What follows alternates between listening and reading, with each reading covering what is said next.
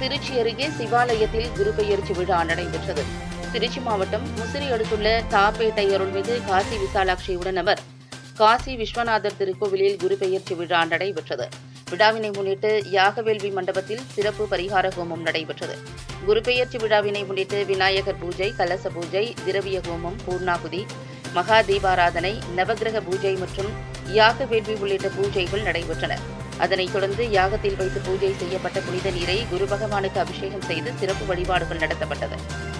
ரிஷபம், மிதுனம், சிம்மம், துலாம், தனுசு, கும்பம், மீனம் ஆகிய ராசிக்காரர்கள் பரிகார பூஜை செய்து கொண்டனர்.